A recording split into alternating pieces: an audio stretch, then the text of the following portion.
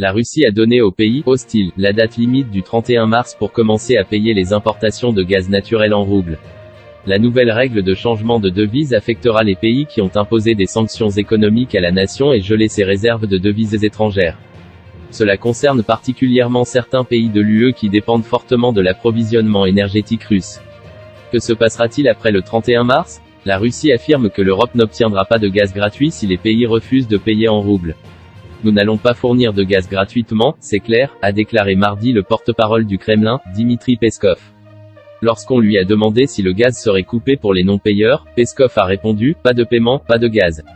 Il a toutefois ajouté que la Russie n'avait pas encore pris de décision finale sur la manière de réagir si les pays européens refusaient de payer dans la devise russe. Dans quelle mesure l'Europe dépend-elle du gaz russe? L'Europe dépend fortement du gaz russe pour le chauffage et la production d'électricité. Le gaz russe représente environ 40% de la consommation totale de l'Europe. Les importations de gaz de l'UE en provenance de Russie cette année se sont élevées entre 200 et 800 millions d'euros par jour. Que se passe-t-il en Europe sans gaz russe? La Commission européenne a déclaré qu'elle prévoyait de réduire de 2/3 la dépendance de l'UE vis-à-vis du gaz russe cette année et de mettre fin à sa dépendance vis-à-vis des approvisionnements russes, bien avant 2030. Cependant, les économistes disent qu'il n'est pas facile de remplacer les 1550 TWh de gaz russe livrés à l'UE en 2021.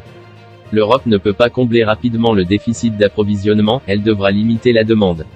Pendant ce temps, l'augmentation des importations de gaz naturel liquéfié sur un marché mondial déjà tendu, exercerait une immense pression à la hausse sur les prix. Ce serait un coup dur pour l'économie européenne, qui souffre déjà de prix de l'énergie exorbitants. Un arrêt prolongé de l'approvisionnement en gaz russe aurait un coût pour l'UE et pourrait même obliger certains pays plus exposés aux fluctuations du gaz russe, comme l'Italie et l'Allemagne, à prendre des mesures d'urgence. Le chancelier allemand Olaf Scholz a averti qu'une interdiction des importations d'énergie russe déclencherait une récession économique dans toute l'Europe. Quelles sont les implications plus larges? Il existe un risque de crise énergétique mondiale. La Russie est le plus grand exportateur de gaz naturel au monde et le deuxième exportateur de pétrole brut derrière l'Arabie Saoudite, selon l'Agence internationale de l'énergie. Remplacer le gaz russe ne sera pas facile. L'Europe devra acheter du gaz sur le marché libre, ce qui signifie que si elle achète à des pays comme le Qatar ou les États-Unis, elle devra payer plus. Cela signifie également que le gaz qu'ils achètent n'ira pas ailleurs. Le résultat sera des prix du gaz plus élevés partout, car les pays surenchérissent les uns sur les autres pour des approvisionnements limités. Les prix du pétrole seront-ils affectés? La Russie fournit environ 4 millions de barils de pétrole par jour à l'Union européenne. Contrairement au gaz, dont l'approvisionnement est encore plus régulé par des contrats à long terme, le prix du pétrole est volatile et déterminé par l'offre et la demande.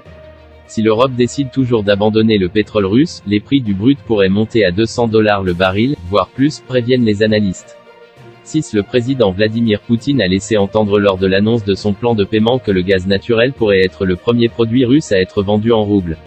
Si l'Occident impose de nouvelles sanctions, cela soulève la possibilité que d'autres produits d'exportation russes soient libellés en roubles, notamment le pétrole, les métaux et les céréales.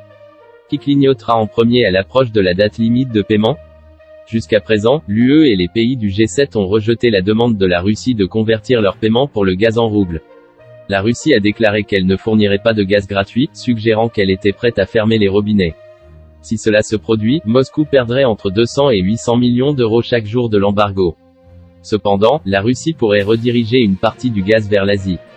L'Europe serait probablement confrontée à une crise économique sans précédent depuis la Seconde Guerre mondiale, car la flambée des prix de l'énergie entraînerait la récession des économies de la région. Alors, qui va cligner des yeux en premier? Placez vos paris. Si vous aimez la vidéo, n'hésitez pas de vous abonner à ma chaîne et d'activer la cloche de notification pour ne rater aucune de nos prochaines vidéos.